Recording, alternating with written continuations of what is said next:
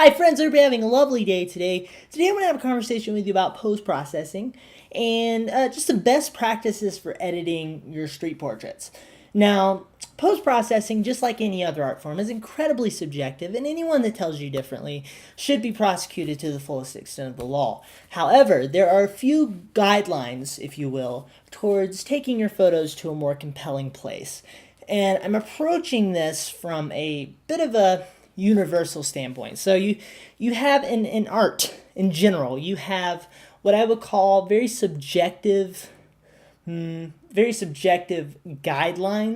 and then you would have I wouldn't even call them guidelines. I would call they're subjective elements, and then there are what I would call universal elements, which is, there's a reason why the rule of thirds exists. We as people respond to it, and our brains respond to it in a very visceral way.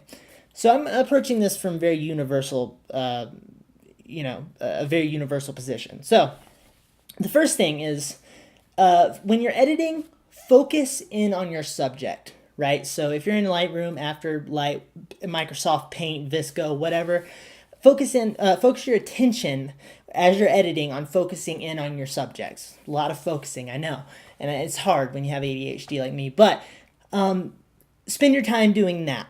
So if in terms of cropping is a huge element of focus, right? So if you have trash cans on the side, maybe it's a good idea to crop them out.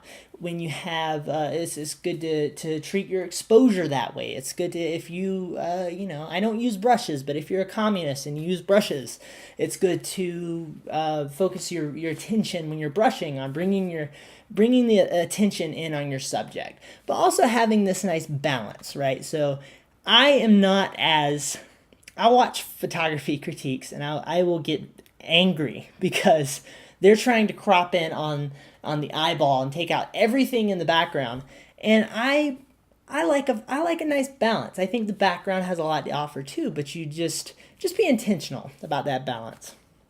So that's the first thing. The second thing that's really important to me is skin tones.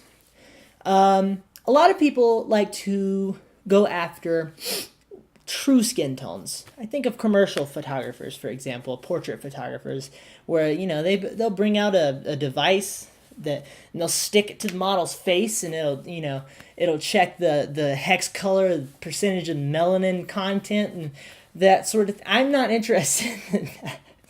I don't know if that product exists, but I'm sure some people would use it if it did. I'm after pleasant skin tones. I'm after something that's a bit more subjective and artistic. I'm after skin tones that feel good, right? That's up to you. There's a lot of subjectivity there, but I think it's a very good idea to spend a lot of time watching your skin tones and seeing what they're doing and editing for a skin tone that feels right to you. The third thing that is extremely important, this is not something you do in Lightroom. This is something you do on the street. When you're shooting, shoot so that when you edit, your photos are being elevated, to get a bit Gordon Ramsay on you. What you want your edit to do, essentially, is take the photo that was already captured beautifully and take it to the next level. Stylize it. Make it into something that is beautiful, more beautiful, right? As opposed to fixing all of the problems that you created by not shooting in decent light, or not shooting by shooting way too close to the person's feet, right? So you can't uncrop that.